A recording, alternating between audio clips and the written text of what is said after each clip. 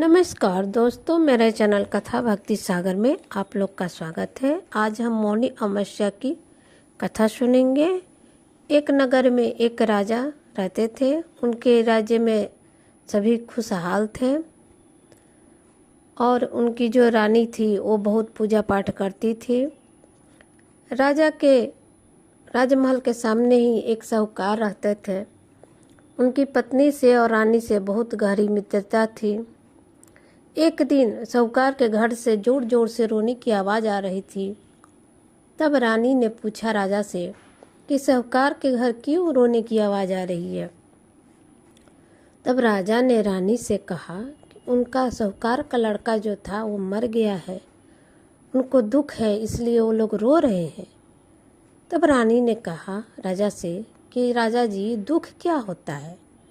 तो राजा ने वही दोबारा बताया कि साहूकार के बच्चे लड़का का मृत्यु हो गया तो वो दुख से रो रहे हैं। लेकिन 2 बार 3 बार रानी यही क्वेश्चन पूछती रही राजा से कि दुख क्या है, आखिर दुख होता क्या, मैं समझ नहीं पा रही हूँ। राजा ने गुस्से में आके कहा कि जब तुम्हारा पुत्र मर जाएगा, जाओ उसको मार डालो। जब वो मृत्यु को चला जाएगा तो वो जब दुख होगा तुम्हें तब समझ में आएगा। इतना कह के राजा गुस्से में बाहर निकल गए राजमहल से। रानी राजा का आज्ञा मानकर छत से अपने पुत्र को ले जाकर धक्का दे दी। उनका लड़का नीचे गिर गया, लेकिन उसको कुछ नहीं हुआ। जब यह बात राजा को पता चली तो राजा दौड़े दौड़े अपने पुत्र के पास गए, लेकिन उनका पुत्र बिल्कुल सही सलामत था। रानी फिर दोबारा वही बात पूछ रही हैं कि राजा जी, मुझे अभी तक समझ में नहीं आया, दुख क्या होता है, आप मुझे बताइए। अब राजा को भी समझ में नहीं आ रहा था कि इसको कैसे दुख का मैं एहसास कराऊं। फिर राजा ने कहा कि हमारे राज्य पर बगल के राजा लोग चढ़ाई कर दिए हैं, युद्ध शुरू हो गया है। मैं अकेले ही जा रहा हूँ उस युद्ध में युद्ध करने। जब मैं मर जाऊँगा, मृत्यु का समाचार आएगा, वो जो तुम्हें दुख होगा वही दुख होता है। राजा ऐसा कह के घोड़ा पर बैठ के अपना चले गए लड़ने के लिए। लेकिन राजा अकेले ही उन सब से लड़ उड़ के जीत के आ गए। तो रानी फिर समझ में नहीं आया। रानी फिर पूछी, राजा जी, आप तो जीत के आ गए, मुझे अभी भी समझ में नहीं आया कि दुख क्या होता है। अब राजा को भी समझ में नहीं आ रहा था। राजा बोले, चलो चलना है, कल गंगा स्नान तैयारी कर लो, सुबह सुबह हम लोग गंगा स्नान के लिए निकलेंगे। इधर कैलाश पर्वत पर बैठे बैठे शंकर जी और पार्वती माता सब कुछ देख रहे थे, सुन रहे थे। शंकर जी ने पार्वती माता से कहा कि पार्वती, क्या तुम एक पुण्य आत्मा से भेंट करना चाहोगी। पार्वती जी ने कहा कि ठीक है, क्यों नहीं।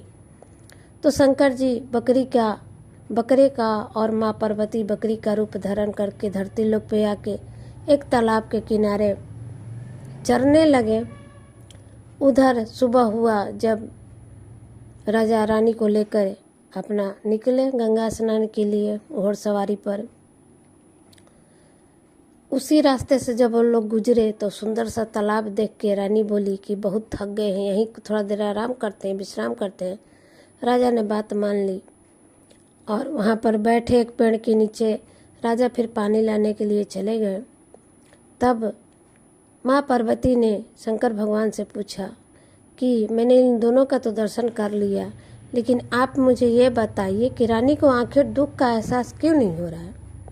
तब शंकर भगवान ने कहा कि ये पिछले जन्म में मौनी अमावस्या की है, व्रत की है, दान की है, स्नान की है, इससे उसी का पुण्य इसे भी इस जन्म में मिल रहा है, इसलिए इसे दुख का एहसास नहीं हो रहा है।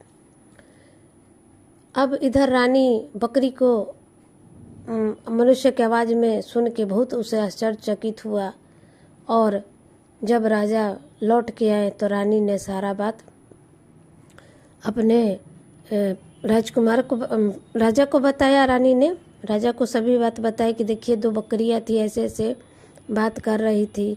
वो लोग कह रही थी कि राजा गंगा जी में भी डूब जाएंगे तो बच के निकल के आ जाएंगे, इससे रानी को दुख का एहसास नहीं होगा, क्योंकि ये पिछले जन्म में मौनी अमावस्या का व्रत कर रही थी।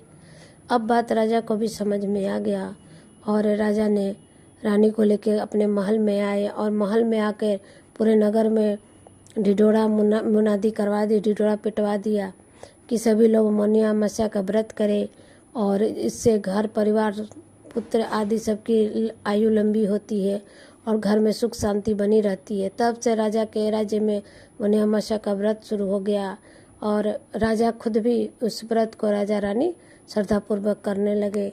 तो जय हो माता की, अमावस्या माता की।